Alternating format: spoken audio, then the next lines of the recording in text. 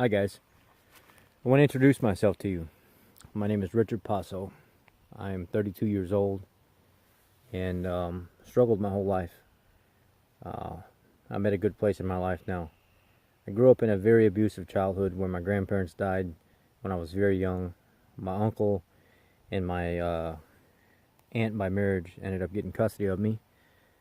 They kind of got into drugs real bad, and he kind of went off on his own and left me with her, and she raised me for years. And the family that she was with was in this big drug smuggling ring out of Juarez, Mexico. And I got exposed to that throughout my life. And amongst the adult activities that she partook in, having parties and stuff at the house and everything else, I got to see a lot of that stuff too as a young child. It tormented me. I didn't know what any of it was. Didn't understand. I had nightmares as a child. I was beat real bad. Scars all up in my head where she literally busted my head open.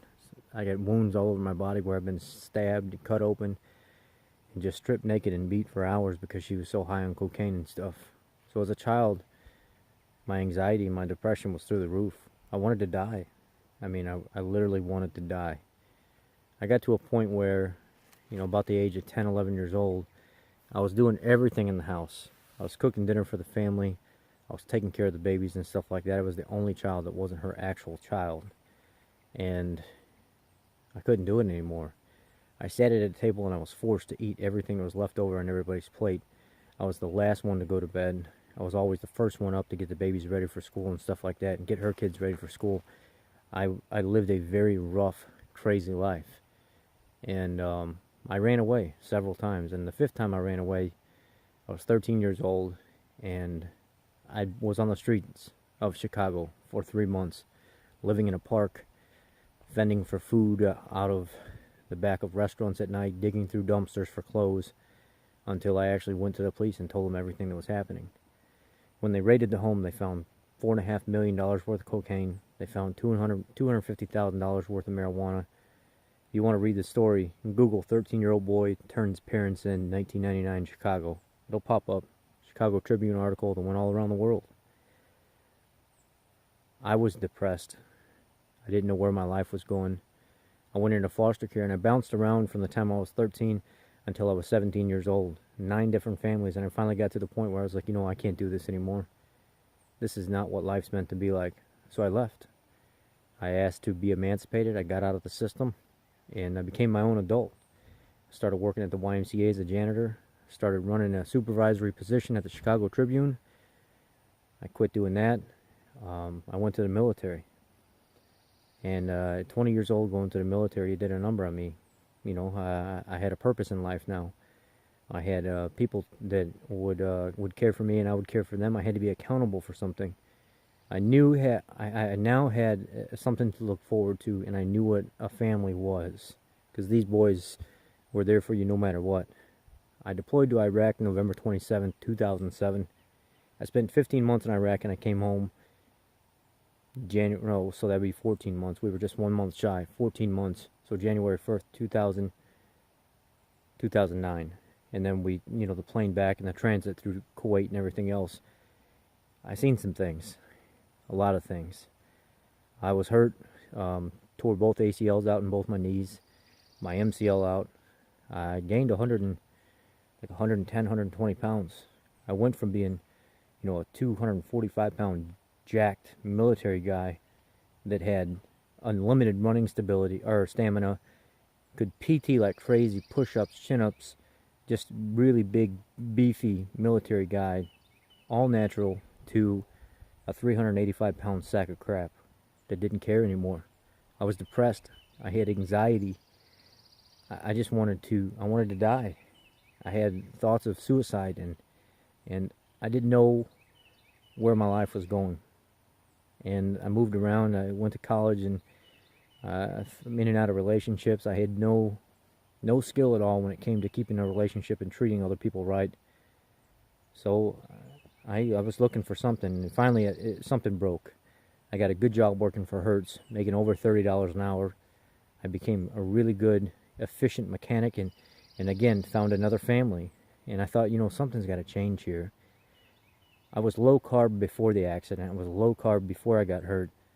Why am I hearing this stuff about keto? Let me try keto. Let me see what keto can do for me. And I went to Ketogenics, guys. I'm not getting paid to do this. I don't sponsor any crap products. I'm not into ketone products. I'm not into any of that stuff. I'm telling you right now, this is not paid for. I've lost over 100 pounds in the last 19 months. My life is back on track. I can think clear now. I don't take any medication. I feel like a new man.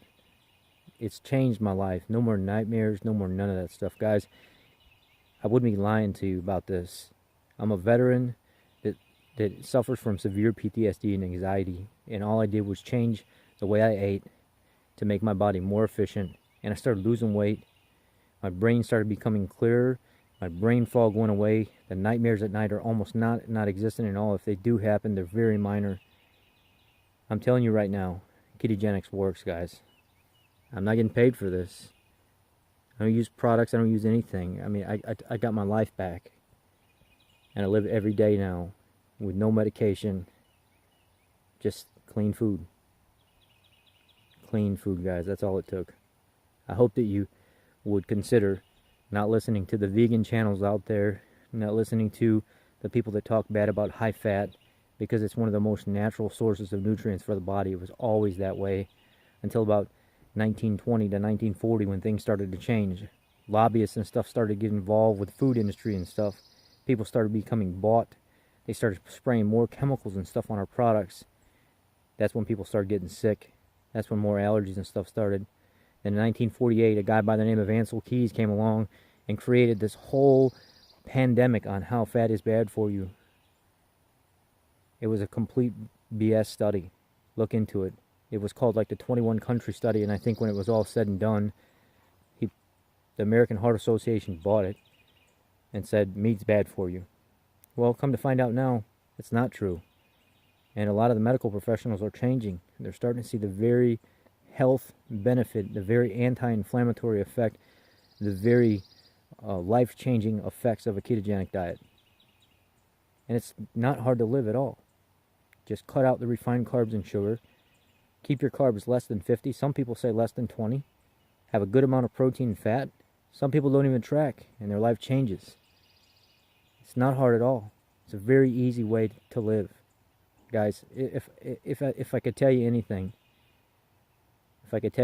based off of true real life experience, I'm giving it to you right now with my whole heart, my soul, everything.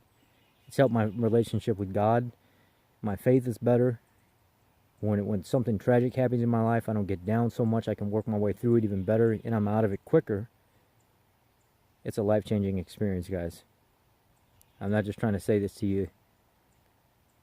I'm not just trying to say this to you to make you believe some random guy.